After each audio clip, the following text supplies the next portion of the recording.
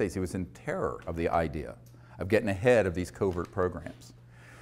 Same thing with meeting with certain members of the royal families in Europe that I met with. And as you know, I provided a big briefing that was given to Prince Charles by Jamie Cromwell, the actor who played. He said he was kind of playing me in this movie, First Contact, a Star Trek movie. And Jamie Cromwell, they had the opening in London, and Prince Charles came and wanted this briefing we were putting together for the president. And so Jamie Cromwell handed it to him. And I got a lovely note back from Prince Charles about this. But not that Charles could do anything about this issue, but they're interested. There's so much interest. But the people, even if they're in very high positions, they're interested, and now they're known to be briefed. But they have no power over the operations. So as I said over an hour ago, don't conflate knowledge of the issue with access control. Access control is in these unacknowledged special access projects. So that led me to doing something very controversial. And there's my military people said, look, there's a way that we do things in the military, and it's called a UNOD letter, unless otherwise directed. What that means is you write to various people in command and say, unless otherwise directed, here's my assessment and here's what I'm going to do. So they said to legally cover yourself, you need to do a UNOD letter and send it to the head of the Justice Department, the President, the Pentagon, the CIA, the FBI, the whole alphabet soup, the NSA, and we send it returned receipt requested so you can prove it was received. And I did that. And that's also in the first book, Extraterrestrial Contact, The Evidence and Implications. And it said, it basically said, you can read it, it's up on our website, here is our assessment. These projects are being run illegally. They are unacknowledged special access projects that have been unconstitutional since the 50s. The President and other key figures we know have been lied to, as have the oversight committees of the Congress. Similar crisis exists in the United Kingdom and other countries where I have had briefings. Therefore, it is our assessment that the National Security Act and secrecy laws that are attached to oaths of secrecy are null and void, and that any man or woman who has knowledge in any document, material, or evidence attached to the UFO and extraterrestrial issue can be provided and disclosed publicly without penalty of law. This is our assessment, and unless otherwise directed, beginning as soon as we can organize it, we will proceed with disclosing this testimony and these documents. This was what we used to legally cover all 110 top secret military witnesses that came forward. It had to be done. And the reason I couldn't have done that between 93 and 98, I had to go through this torture chamber of finding out that in fact, and proving not only to myself, for posterity and in my records, that the key people who should know about this do not. And therefore, the programs are illegal. And therefore, if the programs are themselves illegal, they can't cite the law. It's basic constitutional law. If you're operating, if you're a mafia, let's say that some mafia guy's running an illegal project and you enter into a contract with him. That contract is vitiated, nullified, is completely zeroed out because the underlying operation is illegal. So all these men and women who have been at Lockheed Martin Skunk Works, who have been with the CIA, the DIA, the Pentagon, who have worked on these projects, we basically exonerated them from any legal penalties for disclosing information about these projects because we were able to prove they were being run unconstitutionally. And therefore, the National Security Act could not be applied. Does everyone understand what I'm just describing? That was the basis for the Disclosure Project of May 2001. And we had to do that because I talked to Danny Sheehan, who is a constitutional attorney who did the Silkwood case, represented the New York Times, the Pentagon Papers, and he was helping me pro bono on this. I ran this idea by him. So I had my military guys advise me on the UNOD letter, the unless otherwise directed letter, but then I talked to some legal constitutional experts and say, is this a sound legal assessment? Because I'm just a doctor. I don't know anything about this stuff. And he said, absolutely. If these projects are being run illegally, they cannot then have it both ways. They either have to be under proper oversight and control of the President and the Congress, or they have opted themselves out of the legal system, and therefore they cannot use the legal system to prosecute any of our witnesses or me for having disclosed top secret documents that have not been declassified, which I have done. Now, that's a very big difference from what Snowden did. Snowden disclosed things that were being overseen by the President and were being overseen by the Senate Select Committee on Intelligence and the House Intelligence Committee. And even some of those, even though those programs are Big Brother-esque and outrageous, he really should have limited his disclosure, if he's listening, to operations that were unacknowledged and illegal. You see, if he had done that, he would not be in legal trouble. Does everybody understand what I'm saying? He just didn't know. He was young, and he'd had very bad advisors. The journalists and people who were working with him didn't understand the system well. So anyone listening who wants to be a whistleblower, listen to me, contact me before you jump off that plank. Because you must only disclose the projects that are USAPs, unacknowledged, and which are unacknowledged to the level that even upon directed inquiry by the key people in the Congress, the Pentagon, the CIA, and the President, they're still lying to them. So those programs then are rogue and illegal. Those you can disclose. And if you can prove that, then you're free sailing. Now, that's what we did. So from '98 until 2000, we gathered together more and more and more of these top secret military people and others. And I went all around the world and interviewed them. There's several dozen of them up on our website at SiriusDisclosure.com, S-I-R-I-U-S disclosure.com. Their testimony is a book that we put together called Disclosure. Some of it. I mean, it's so voluminous. To give you an idea, I had 110 hours of testimony that I had to cut down to the 4-hour and 2-hour DVDs that you can get on our website. There's so much material. So it's unbelievable amount of material that that's on digital film. I mean, honestly, I did most of the filming, so it's not professional because I'm a klutz with cameras, but that's all. We didn't have the funding to do this, like a big project. We just did it. It was all, by the way, the Disclosure Project had no paid staff, no office, all volunteers working in our spare time, all of it. So that's how it got done. And it still is how it's happening.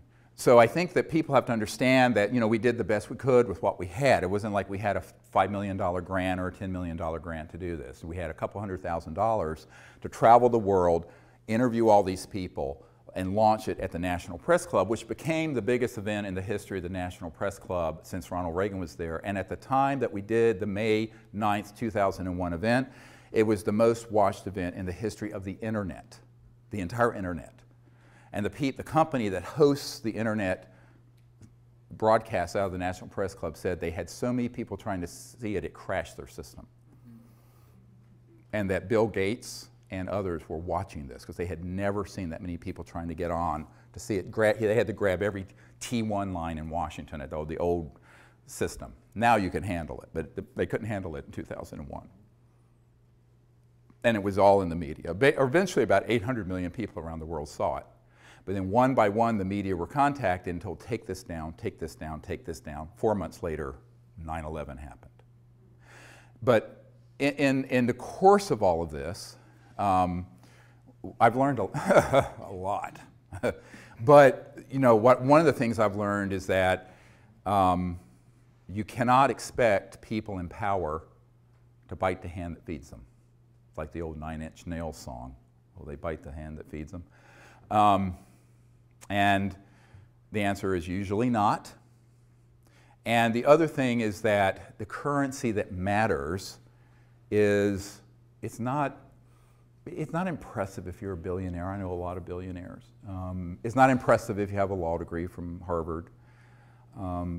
It's not impressive if daddy left you $10 billion. It's not impressive if you're the president of the United States, if you're not willing to do the right things for the people of the world and of the United States and have the courage to do it. Now, that one word, courage, comes from heart, from the French. Do you have the heart and the courage to do it? That's what's been missing. Because for the most part, our politicians and our attorneys, most politicians are lawyers, they come up in a system where it's self-aggrandizing, naked ambition. And most people in the corporate world and in the political world are not going to do something that could be an enormously dangerous thing for themselves personally and could ruin their careers by being associated with it. And that's why I concluded by 2000 that the people have to do it. We, the people, have to do that. Now, one of the real other issues that came up recently was, have there been people who, over a period of time, been trying to work this within the system? Yes. There's a senior official at the CIA who, for 20 years, has been very, very supportive. He's part of that group, but he's on the side of disclosure. But he can't stick his neck out too far because he saw what happened to former CIA Director Colby.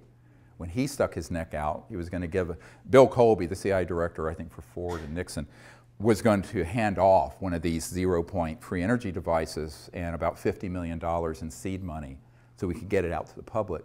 And the week he was going to meet with a member of my board, they found him floating down the Potomac River. Almost absolutely was assassinated. We can't prove it, but his best friend, a colonel, met with me and said, yes, that's what happened, and he knew it was a risk. So a lot of people who are friendly to this, who are on the inside, are afraid of being tweaked, terminated with extreme prejudice.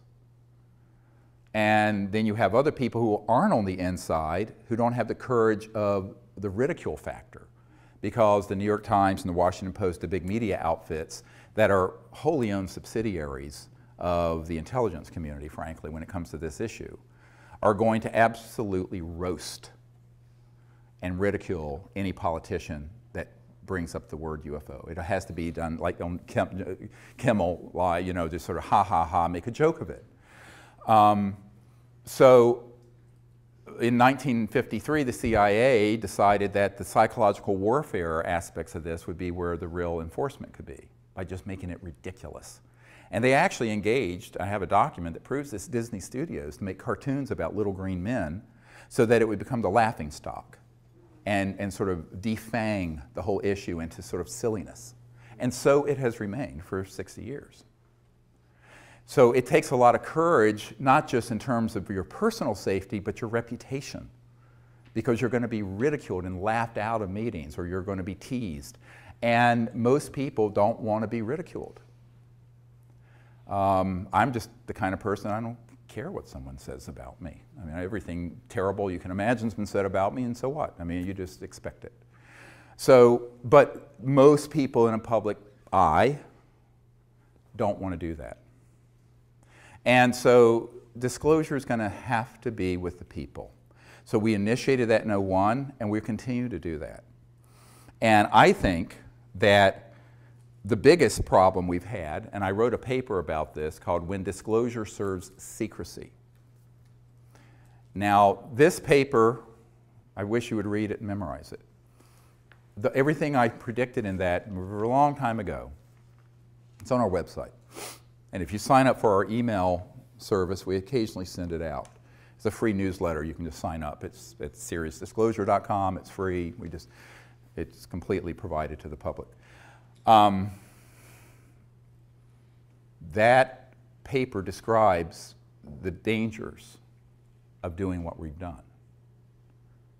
and that is disclosure being hijacked by charlatans who masquerade as disclosure folks, who attach to all the body of evidence I put together the fear factor and the silly season and the evil aliens are coming to eat us for lunch. Yeah. All right? And that has happened. And the betrayals I will not go into because it will break your heart.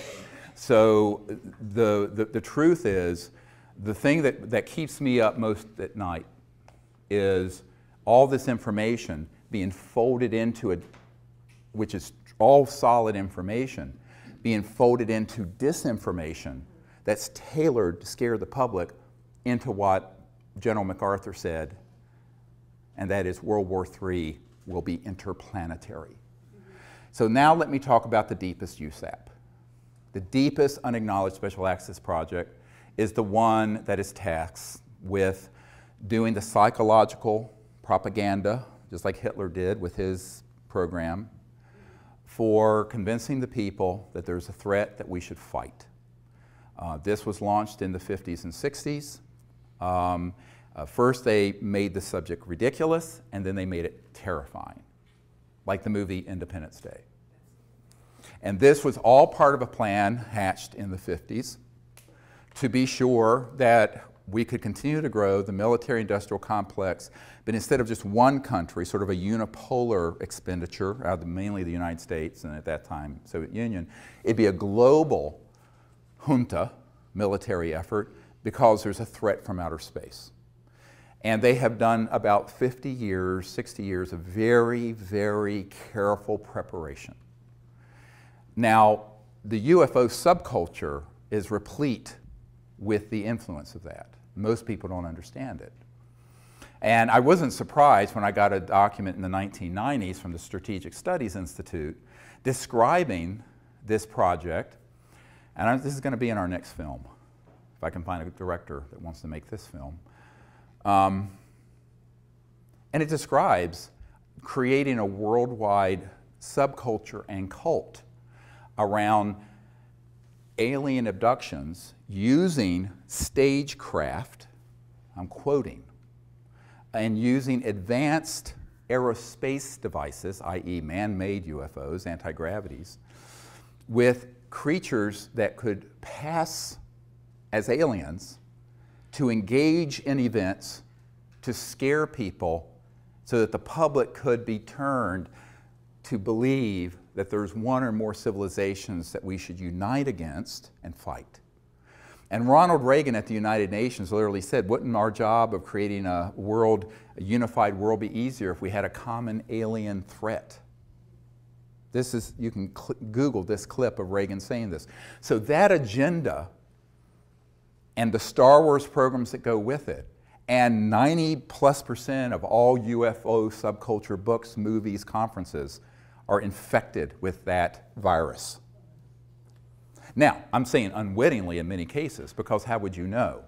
If you haven't been read into a program that is so sensitive, and I've had physicists who worked at the Dulce complex and at the Pine Gap complex in Australia, where they manufacture these what are called program life forms, these things that look like aliens that are 100% man-made, have integrated